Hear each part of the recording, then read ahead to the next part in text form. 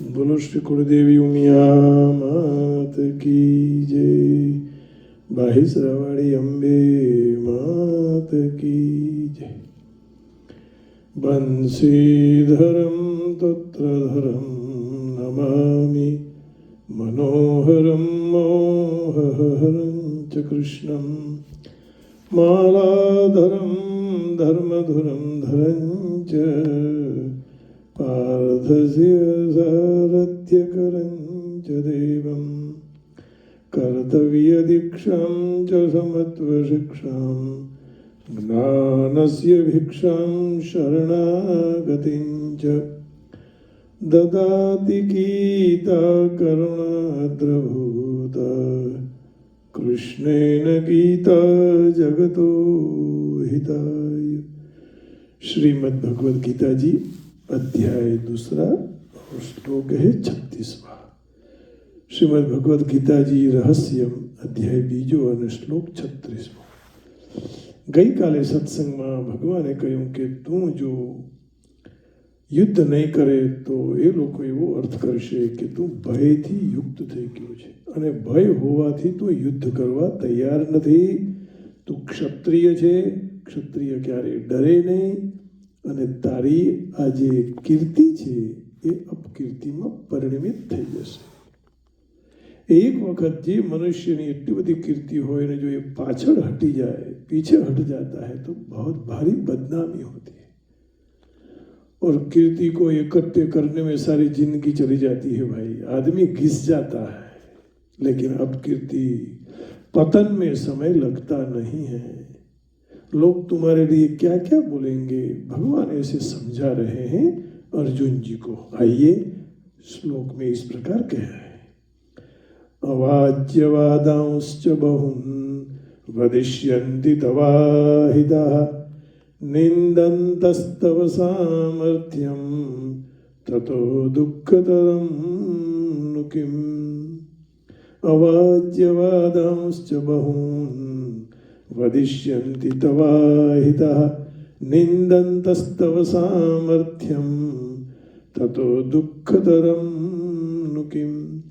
तेरे वैरी लोग माने तुम्हारे दुश्मन जो हैं तेरे सामर्थ्य की निंदा करते हुए तुझे बहुत से न कहने योग्य वचन भी कहेंगे। अब जब समय आता है तो आदमी थोड़ी छोड़ता है, वो तो बोलता ही है कि तुम ऐसे थे, तुमने ऐसे कर दिया। लोग कई प्रकार के बोलते हैं। गुजराती में कहेवाय ने कि कोईना मोढे गरણું બંધાય नहीं। कितने तमे जैन रोकशो, जो बोलने वाले हैं बोलते रहेंगे, निंदा होती रही है। निंदन तस्तव सामर्थ्य, उससे अधिक दुख क्या होगा। यदि निंदा होगी तो इससे और कोई भी दुख ज्यादा नहीं है। इसलिए तुम्हें युद्ध करना चाहिए।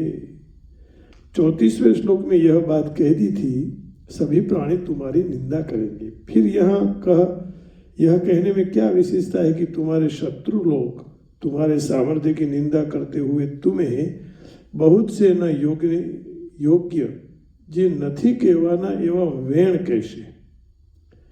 અને ગુજરાતીમાં એક ગીત પણ છે, કાકરી ના માર્યા અમે ન મરીએ પણ વેણ ના માર્યા મરીએ વાલેરા। कोई पत्थर मारे, कांकरी मारे, दंडो मारे, हाथ थी मारे तो मरी नहीं जवाना, पर कोई शब्द एवो कही जाए तो हृदय में स्पर्शी जाए ने पछी आपने मृत्यु जो आघात लागे एवो आघात लागे। पर कोने?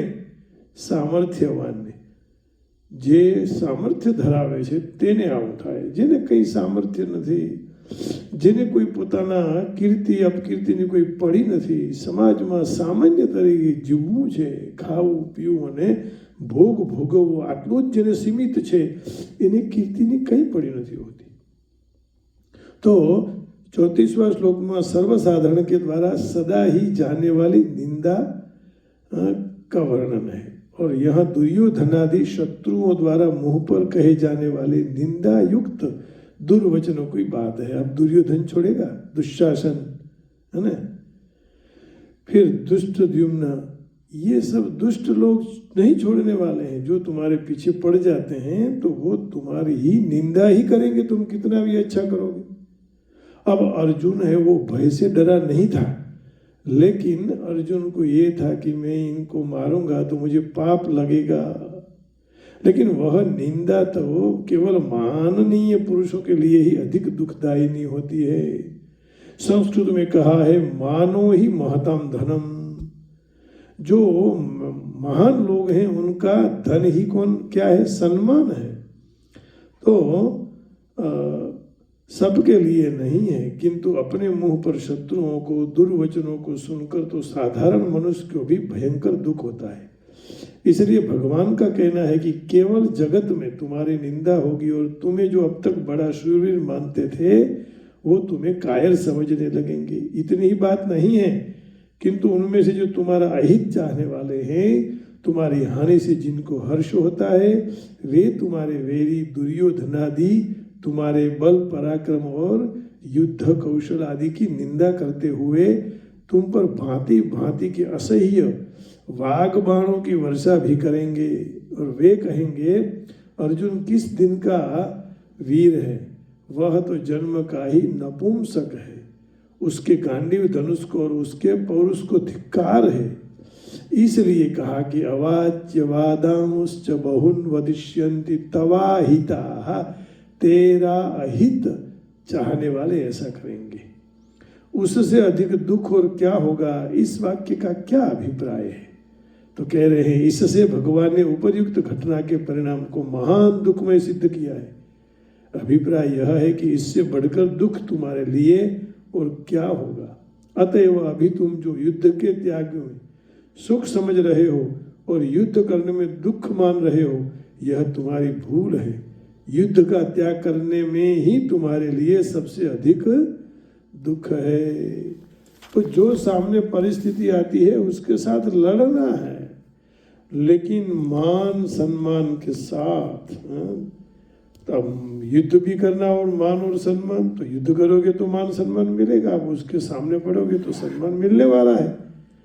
तो इस प्रकार भगवान के कहने की बात को स्वीकारने से अपना मंगल हो जाता है, और भगवान के सिवाय कोई अपना है ही नहीं।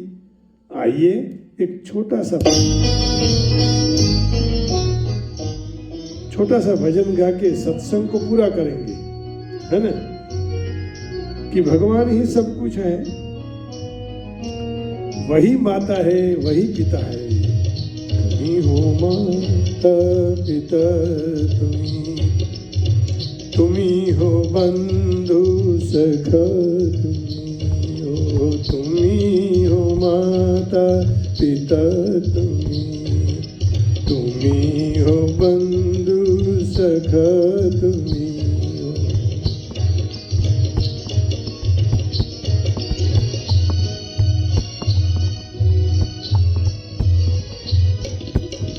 तुम्ही हो साथी, तुम्ही सहारे, कोई नहीं अपना सिवा तुम्हारे।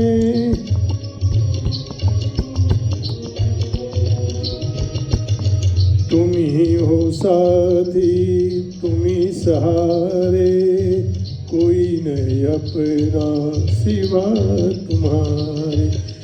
तुम्ही हो नैया, तुम्ही खिवैया, तुम्ही हो बंधु सखा, तुम्ही हो माता पिता, तुम्ही हो बंधु सखा, तुम्ही हो। वही सब कुछ है। He is father, he is our mother, he is our friend, everything is the God. भगवान ही सब कुछ है, माँ उमिया ही सब कुछ है।